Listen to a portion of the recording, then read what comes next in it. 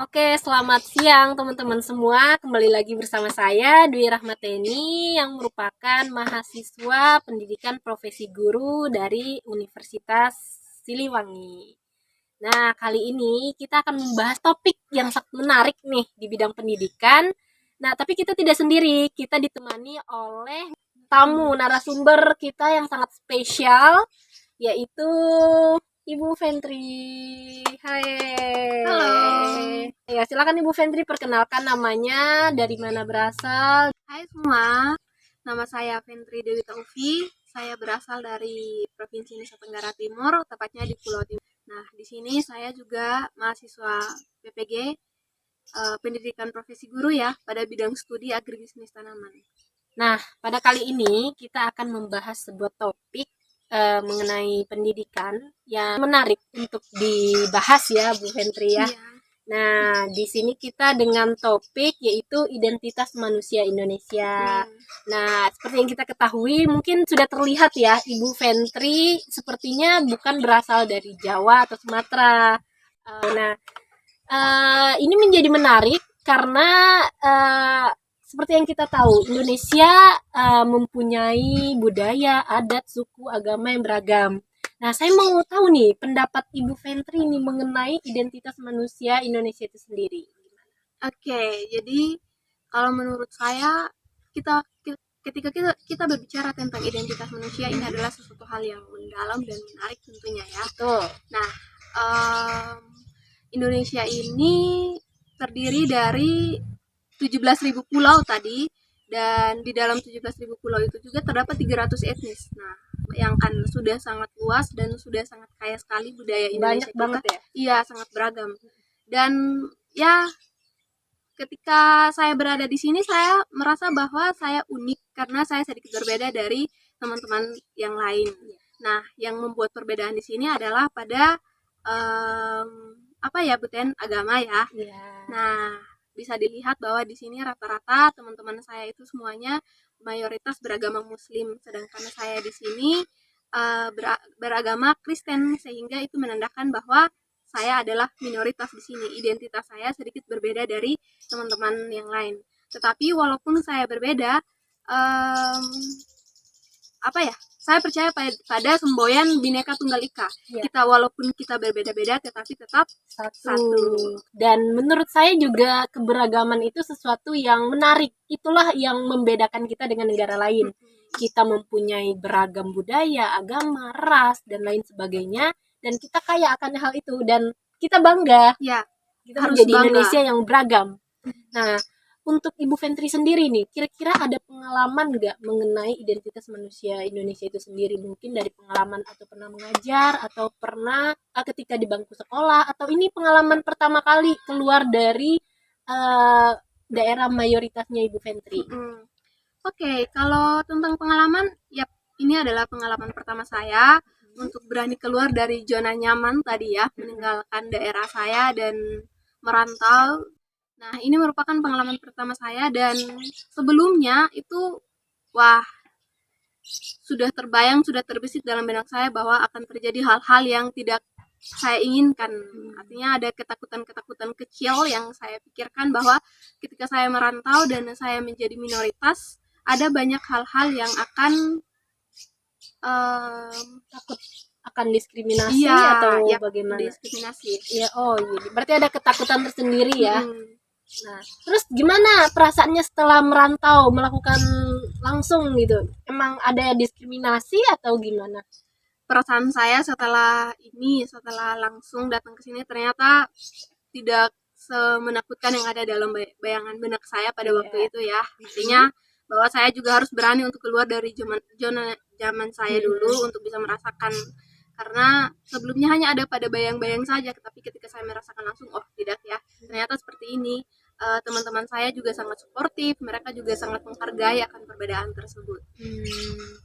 Kira-kira sebelumnya kan Bu Ventri merasa ada ketakutan-ketakutan kecil merantau keluar dari daerah asal. Apa yang membuat Ibu Ventri yakin dan akhirnya merasa berani untuk merantau gitu? Yang membuat saya yakin itu ada beberapa hal sih. Yang pertama itu dari dukungan orang tua, dukungan teman, sahabat itu sangat mensupport saya untuk bisa datang dan melanjutkan pendidikan, karena mengingat bahwa peluang yang kedua itu peluang ketika saya menyelesaikan pendidikan ini sangat besar nanti untuk saya bisa menjadi seorang tenaga pendidik kembali ke daerah saya. Nah, dua hal ini yang membuat saya yakin bahwa saya harus bisa berani untuk melangkah, mempertimbangkan masa depan saya ya, karena tidak mungkin saya tetap berada di titik zona ya nyaman. zona nyaman dan tidak keluar. Akhirnya saya juga akan ya seperti itu saja, tidak ada perubahan dalam diri saya. Jadi ya poin pentingnya adalah dukungan dari keluarga, orang tua, dan melihat peluang. Oh, karena ada peluang, dukungan orang tua juga ya, akhirnya berani untuk merantau dan meyakinkan diri gitu ya, dan mengesampingkan ketakutan-ketakutan kecil tersebut. Ya, Ya, dan ternyata ketakutan-ketakutan yang Ibu Fentri rasakan sebelumnya tidak seperti yang Ibu Fentri bayangkan, kan? Tidak. Awalnya saya takut tidak mendapatkan teman di sini karena apa ya, mengingat bahwa ya perbedaan tersebut. Jadi ada teman, ada yang mau berteman sama saya tidak ya di sana. Nah, itu menjadi salah satu ketakutan saya. Tapi ternyata setelah saya berada di sini, banyak teman saya dari berbagai daerah. Ada yang dari Sulawesi, ada dari Padang, mana lagi ya? Dari Medan, dari Jawa Lombok. dari Lombok, dari Jawa Tengah, dari Jogja, dan semuanya itu sangat menghargai saya. Walaupun saya di sini sendiri ya, berbeda dari mereka, tetapi ya akhirnya ketakutan itu sirna dengan sendirinya karena kehadiran teman-teman yang sangat suportif dan sangat menghargai perbedaan. Merangkul ya kita ya, merangkul. saling mensupport ya artinya. Karena perbedaan itu indah. Iya. Dan kalau kita merangkul perbedaan tersebut, artinya kita membantu untuk memperkuat dan mempererat persatuan Indonesia juga ya kan. Dan itu bagian juga tujuan dari Pancasila itu sendiri. Seperti yang kita ketahui bahwa Indonesia mempunyai dasar negara yaitu Pancasila. Nah, Pancasila inilah yang kita jadikan fondasi dalam kita berhubungan dalam sesama, mengenyam pendidikan, menegakkan pemerintahan. Nah, kita tidak boleh melenceng dari Pancasila ini. Nah, dengan Pancasila ini juga Ibu Fentri menjadikan kita dari beragam budaya, ras, suku, dan kita menjadi bersatu karena Pancasila inilah menjadikan patokan kita dalam berbuat dan bertindak di sosial. Ya, selain Pancasila juga ada semboyan kita Bhinneka Tunggal Ika. Oke. Berarti Ibu Fentri ini kan berasal dari Indonesia Timur ya. Dan sebelumnya kuliahnya pertanian. Iya, saya sebelumnya kuliahnya pertanian pada bidang studi agribisnis, dan tempat perkuliahan saya itu di Universitas Nusa Cendana Kupang. Akhirnya untuk memutuskan untuk menjadi guru itu apa sih? Nah, itu dia artinya pertimbangannya.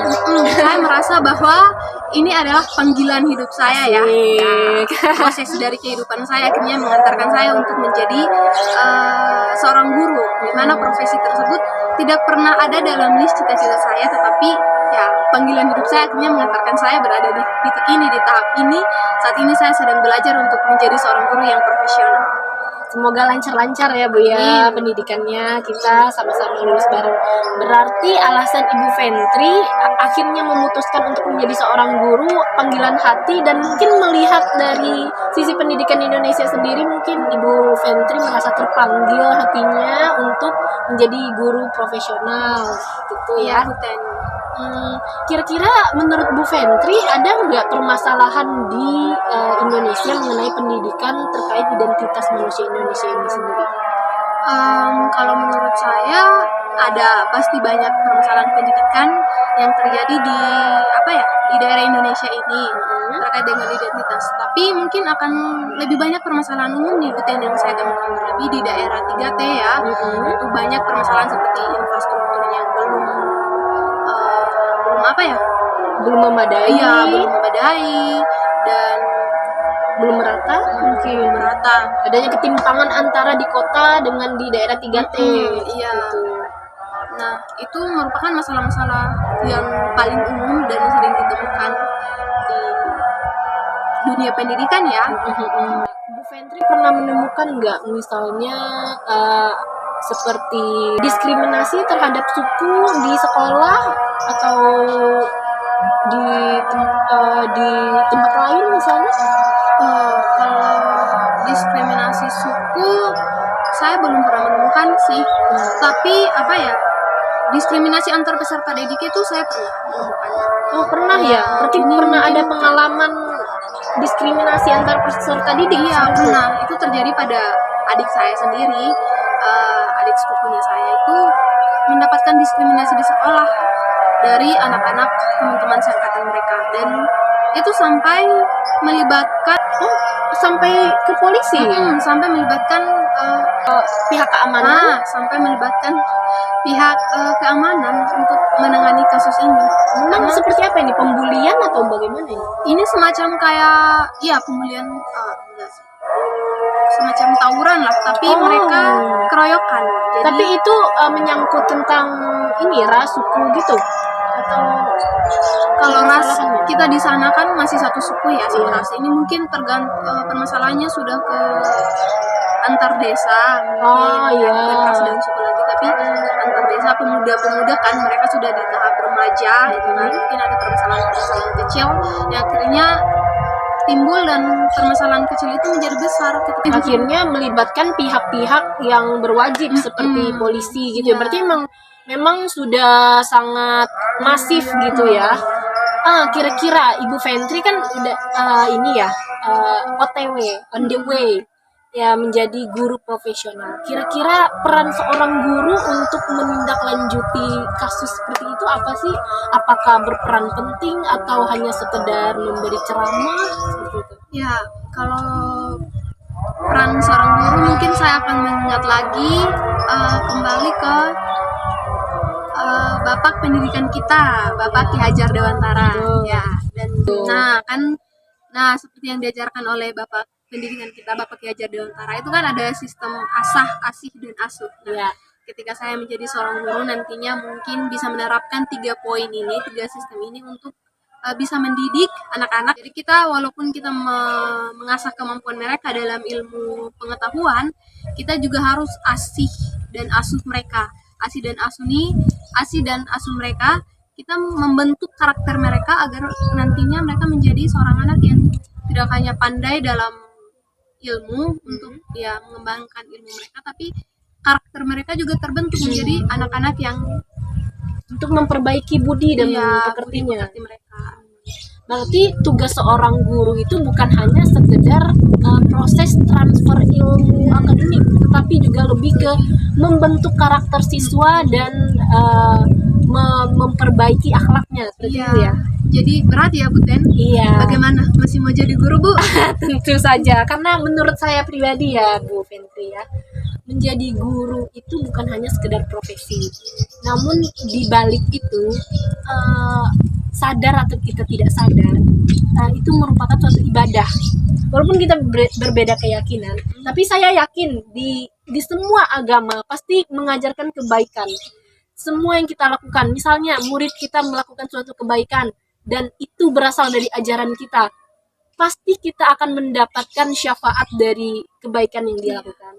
Setuju Bu. Jadi harapan Ibu Fentri untuk pendidikan Indonesia ke depannya apa?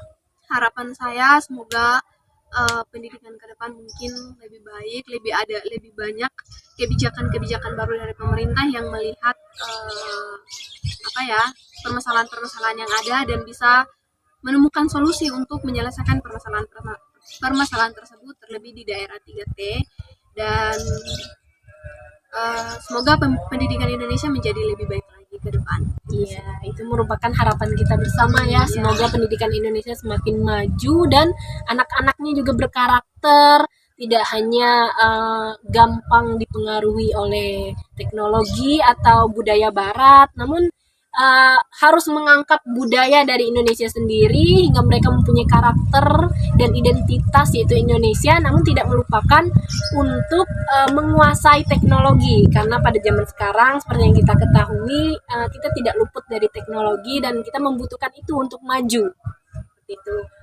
Mungkin sekian podcast kita hari ini. Kita sangat terima kasih juga kepada narasumber kita Ibu Fentri. Sama-sama Bu.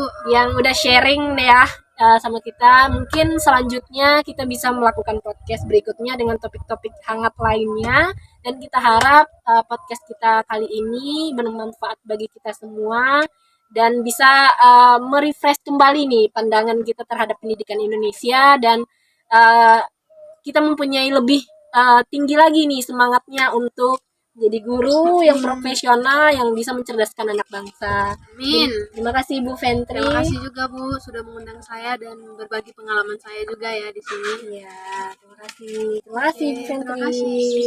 Dadah teman-teman. Bye.